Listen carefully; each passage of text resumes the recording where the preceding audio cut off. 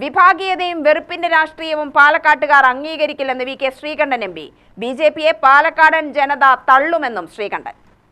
Vote ചോദിക്കുന്നത് പോലും തടസ്സപ്പെടുത്തി കൊലവിളി നടത്തുന്ന പാർട്ടിയാണ് ബി.ജെ.പി എന്ന് ശ്രീകണ്ഠൻ പറഞ്ഞു.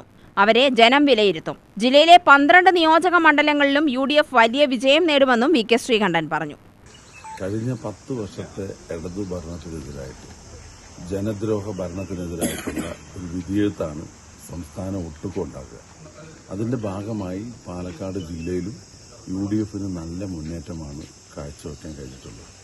കേരളത്തെ വീണ്ടെടുക്കാൻ UDFനെ സഹായിക്കുക എന്നുള്ളതാണ് ഞങ്ങൾ ഉയർത്തിയത്.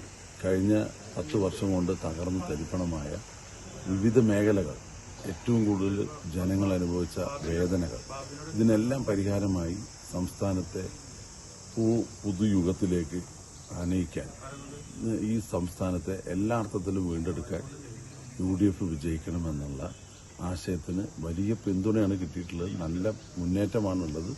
പാലക്കാട് ജില്ലയിലെ ഭൂരിപക്ഷം സീറ്റുകളും 12ൽ ഭൂരിപക്ഷം സീറ്റുകൾ UDF വിജയിക്കും.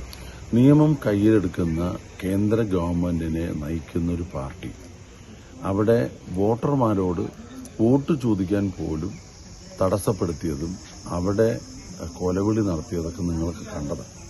അപ്പോൾ ജനാധിപത്യം നിലനിൽക്കണമെങ്കിൽ എന്തു ചെയ്യണമെന്ന് അന്നേ ജനങ്ങൾ തീരുമാനിച്ചു. പാലക്കാട് ഒരു മതേതര മനസ്സാണ്. ഇവിടെ ജാതിയുടെയും മതത്തിന്റെയും വേർതിരിവൊന്നും ജനങ്ങൾ ഉൾക്കൊള്ളില്ല. അപ്പോൾ അത് വിഭാഗീയതയെ വെറുപ്പിന്റെ രാഷ്ട്രീയവും പാലക്കാടുകാർ ഒരിക്കലും അംഗീകരിക്കില്ല. അതുകൊണ്ട് UDF സ്ഥാനാർത്ഥി രമേശ് പിഷാരടി നല്ല ഭൂരിപക്ഷത്തിൽ വിജയിക്കും. കഴിഞ്ഞ ദിവസം നിയമം കയ്യിലെടുത്തുകൊണ്ടുള്ള, നിയമം അട്ടിമറിക്കാനുള്ള എല്ലാ ശ്രമങ്ങളും വിഫലമാകും. നടത്തിയവർക്കെല്ലാം ഈ തെരഞ്ഞെടുപ്പ് ശക്തമായ തിരിച്ചടി ലഭിക്കും. UTV news, Palakkad.